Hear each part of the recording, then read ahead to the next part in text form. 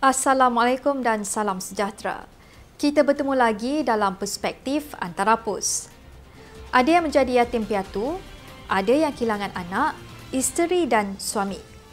Banjir yang melanda pantai timur hujung tahun lalu benar-benar menginsafkan kita tentang betapa rapuhnya kita apabila berhadapan dengan kudrat ilahi. Adakah banjir kali ini satu hukuman Allah kerana kelalaian kita mengingatinya, atau ia satu isyarat supaya kita tidak leka dengan nikmat yang dikurniakannya? Sebenarnya banyak isu yang mengekori musibah yang melanda Kelantan, Terengganu, Pahang, Johor, Negeri Sembilan, Selangor, Perlis dan Kedah. Ada pihak yang suka melihatnya dari kacamata politik dan ada juga mempertikaikannya dari sudut ekonomi. Namun perspektif antara pos minggu ini ingin menyorot banjir dari segi ibrah atau pengajaran yang boleh kita timba dari landaan air banjir yang membuat ganas pada minggu lalu. Wartawan kami, Syuhaniza Said, cuba mengumpul idea dan maklumat bagaimana mengurangkan impak banjir jika ditakdirkan ia berlaku lagi.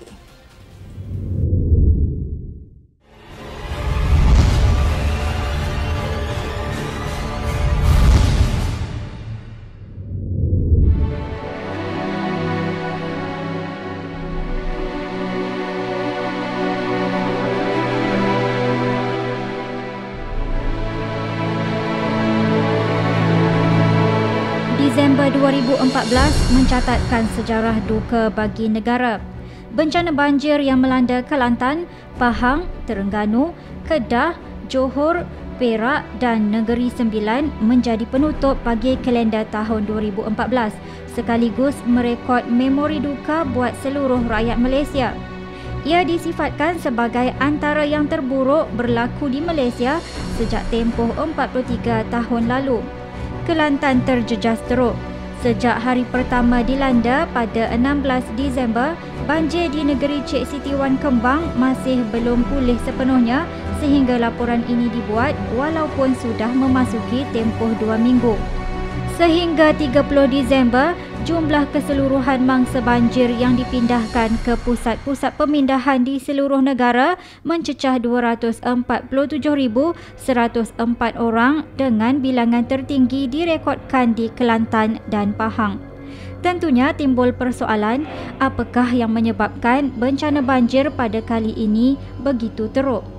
Ini yang sedang berlaku sekarang ni, dah bermula pun. So yang episod kali ni yang sedang berlaku ni, katakan episod yang keempat, dah 4 kali lah berlaku hujan lebat berterusan 22 hari tu, 22 bulan baharu lah, new moon.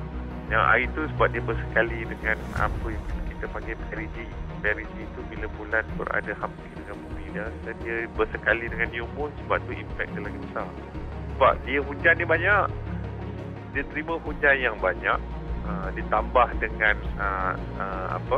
paras laut yang lebih tinggi, jadi air pun tak boleh mengalir ke laut.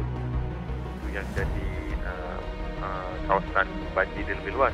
Tapi faktor utama hujan dia banyak berterusan sampai saya rasa melebihi, maknanya dia tak berhenti hujan terlalu banyak. Benda ni memang tiap-tiap tahun berlaku, tapi cuma yang kali ni dia lebih daripada biasa, lebih teruk daripada biasa. Yang dan ini kadang ni kita tak jangka lah sebenarnya. Jabatan Meteorologi Malaysia juga meramalkan bencana banjir yang melanda beberapa buah negeri, khususnya di pantai timur, akan berlarutan untuk tempoh masa yang lama. Berikutan luruhan angin monsun timur laut hanya akan berakhir selewat-lewatnya penghujung Januari atau Februari 2015. Memikirkan nasib mangsa banjir, hati tentunya berasa gundah sebab mengenangkan nasib mereka di pusat penempatan. Melihat anak-anak kecil menangis kelaparan dan warga emas yang uzur, hati dipagut hiba. Di sesetengah kawasan, khususnya di kawasan yang terputus hubungan sama ada melalui darat dan udara, bantuan kepada mangsa banjir tidak sampai sehingga beberapa hari. Ini menyulitkan keadaan mangsa yang pastinya kelaparan dan kesejukan. Selain bimbang mengenangkan nasib mangsa di pusat pemindahan dan kawasan yang terputus hubungan, pastinya hati kita turut tersentuh dengan nasib pesakit di beberapa buah hospital yang turut dinaiki air. Apatah lagi yang bergantung kepada alat bantuan pernafasan, tentu keadaan begitu kelam kabut dengan segala keperluan tidak mencukupi. Tidak kurang juga, hati kita pasti dirundung simpati kepada wanita sarat mengandung yang terpaksa melahirkan anak dalam keadaan serba kepayahan. Menteri Pembangunan Wanita, Keluarga dan Masyarakat, Datuk Seri Rohani Abdul Karim menjelaskan kemudahan logistik yang terhad menjadi punca bantuan lambat disalurkan kepada mangsa banjir di beberapa kawasan, khususnya yang terputus hubungan jalan darat dan udara. Cuaca buruk dan juga arus air yang deras turut menyukarkan anggota penyelamat untuk menjalankan misi menyelamat dan menghantar bantuan kepada mangsa banjir. Orang sukarelawan daripada sebuah NGO turut menceritakan kesukaran misi menghantar bantuan makanan dan keperluan kepada mangsa banjir di Kelantan. Halangan ketiga tu memang lori askar pun tak boleh masuk. Kita pakai bot kerjasama daripada orang kampung yang terlibat sekali, bagi kita guna bot. Dia orang banyak bot, jadi minyak tak ada. Kita memang bawa minyak sekali daripada kompor kita. Sebab dengan bot yang ada tu, kita masuk lah. Tapi saya memang rasa ni lah, saya rasa sedih tengok. Saya tengok ramai ni dalam berapa ratus orang dia tunggu di bibi air. Agak memang muka tu dia nampak lah. Muka tu memang cuaca, memang menghargai, memang dia kata dah 4 hari kat kampung masa tu, kat kampung tu, ke kawasan tu tak sampai barang makanan. Malangnya, dikala seluruh rakyat dan pemimpin mengerah tenaga untuk membantu mangsa banjir, ada sesetengah pihak cuba menangguk di air keruh.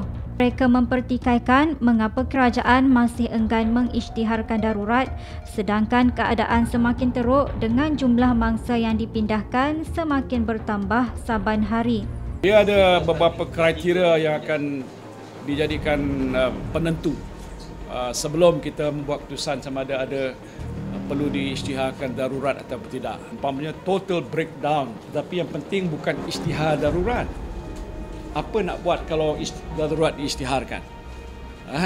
Masih lagi langkah untuk menyelamatkan. Jangan bimbang sangat isytihar tak isytihar, bagi tahu macam mana nak menyelamatkan nyawa dia. Mengikut tafsiran Majlis Keselamatan Negara (MKN), pengisytiharan darurat bagi bencana dipertimbangkan dengan melihat kepada kompleksiti dan magnitud bencana, tahap kemusnahan bencana tersebut, kemampuan sumber sama ada kewangan, tenaga manusia dan kelengkapan, tahap keperluan kepakaran, bantuan dan tempoh masa yang diperlukan untuk menguruskan bencana tersebut.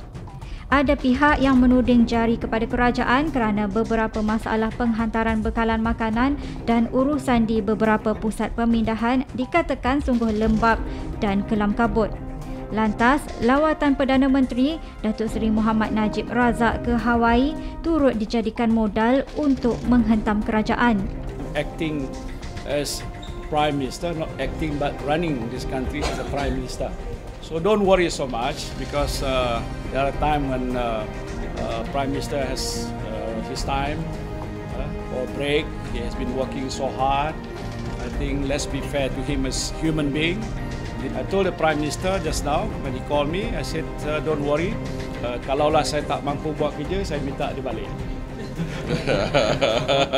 Melihat beberapa berita yang terpapar di dada-dada akhbar dan portal mengenai kesukaran misi menyelamat dan menghantar bekalan sehingga beberapa kawasan terputus bekalan makanan untuk tempoh masa yang agak lama, hati pastinya dipagut rasa simpati. Justru pada waktu yang sangat kritikal ini, amatlah tidak bijak untuk mana-mana pihak menuding jari menyalahkan kerajaan.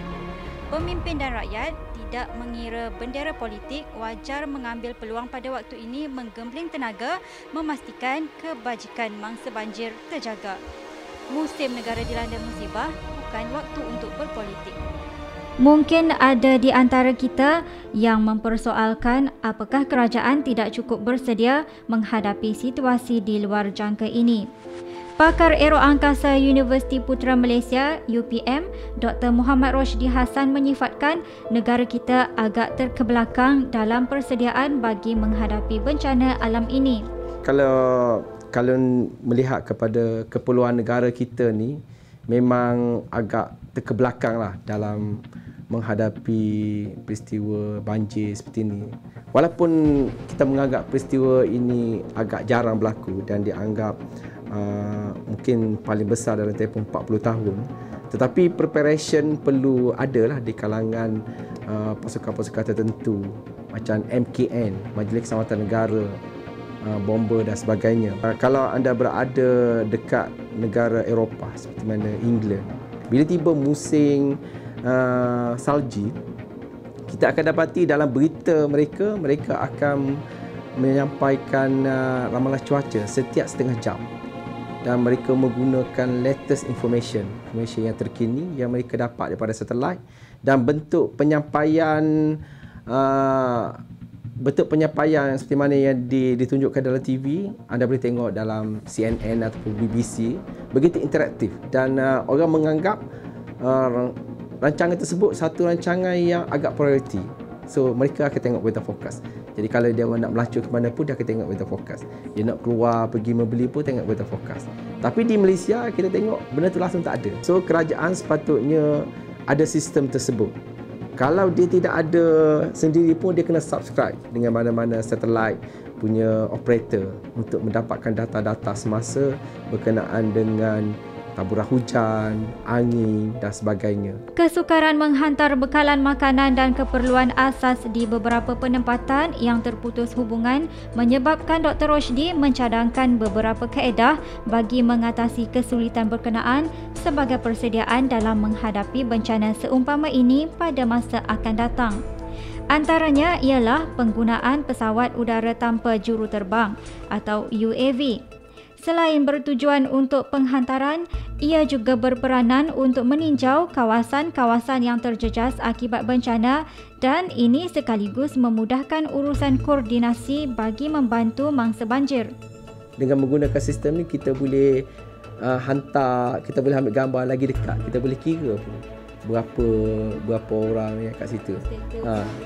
Jadi instead of kita guna helikopter yang besar, yang bising, yang mahal, jadi sepatutnya kita menggunakan sistem UAV ni lah. Yang untuk hantar bekalan, Amazon pernah mencadangkan supaya mereka membuat delivery system kepada pelanggan dia menggunakan sistem UAV Amazon.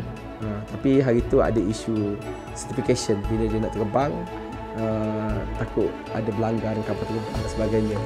So menyebabkan saya rasa dia hold dululah. Tapi basically kita boleh menggunakan sistem yang sama. Kita boleh angkat sehingga 50 kg dan kita hantar ke tempat-tempat tertentu. Kalau mungkinlah kita kata kalau ada jambatan yang pecah, jadi kita nak pergi susah sebab ada jambatan sebagainya, mungkin kita guna sistem yang dipanggil Hexarotor tu lah, yang boleh mengangkat beban tersebut dan pergi sana drop.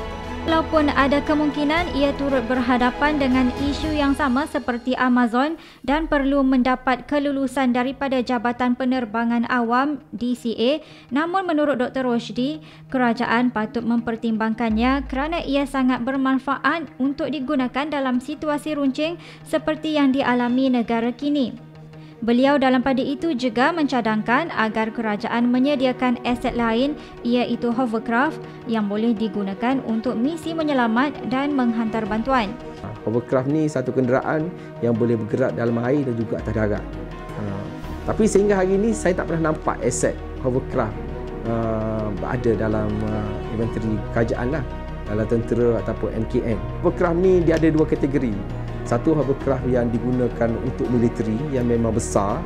Satu lagi hovercraft yang dianggap macam untuk rekreasi, yang kecil-kecil. Macam kes ni saya nampak sekurang-kurangnya kalau kita ada hovercraft yang digunakan macam rekreasi pun dah cukup. Maksudnya kita boleh akses ke tempat-tempat yang agak pedalaman melalui jalan darat lah. So dia boleh bergerak atas air, tiba-tiba atas jalan. Sebab isunya bila kita menggunakan perahu ataupun bot, kalau air yang kurang daripada satu kaki dah tak boleh lalu. bot akan berhenti kan, tak boleh teruskan. Itu yang masalah utama. Mengulas satu lagi penambahbaikan yang perlu dilakukan kerajaan dalam mendepani bencana alam, khususnya dalam menghantar bekalan dan keperluan, Dr. Roshdi melihat penghantaran barang keperluan melalui udara yang dilakukan mengguna lapangan terbang adalah sangat tidak efektif. Yang jadi isu sekarang ni, helikopter di negara kita very limited. So, jarak antara airport dengan tempat lokasi bencana amat jauh. Saya ingin mencadangkan supaya kerajaan menyediakan satu landasan di tengah-tengah sebenarnya Malaysia. Sebagai contohnya di Gua Musang. Kalau ada bencana dekat Gua Musang, tak payah nak hantar ke Kota Baru. Terus hantar ke Gua Musang. Kita banyak waste bila berlaku bencana dan sebagainya. Bila kita terbang daripada Kota Baru ke Gua Musang ataupun Ipoh ke Gua Musang tu ataupun Kuala Lumpur memang jauh. Sebab tu perlu ada satu runway bukan lapangan terbang, runway saja untuk kapal terbang tu landing. Dan kita perlu ingat kapal terbang pesawat tentera ni tidak sebesar kapal terbang komersial kan. Cadangan yang diutarakan pakar aeroangkasa Dr. Roshdi itu boleh dianggap munasabah. Selain dilihat lebih efektif dalam menghadapi bencana banjir, cadangan tersebut juga memperlihatkan negara kita bersiap sedia menghadapi situasi genting seperti yang dialami pada masa kini. Malah, kita juga mengharapkan dengan beberapa penambahbaikan dan juga cadangan tersebut dipertimbangkan, ia sekaligus menjadikan kerajaan kita lebih bersedia daripada segenap aspek. Syuhaniza Said melaporkan untuk Perspektif Antara Pos. Sekali aibah melanda, sekaligus lanskap berubah. Kita harap jika ditakdirkan banjir melanda lagi, Malaysia akan lebih bersedia menghadapinya dan melakar lanskap kehidupan yang lebih sejahtera. Sehingga berjumpa lagi, salam sejahtera dan Assalamualaikum.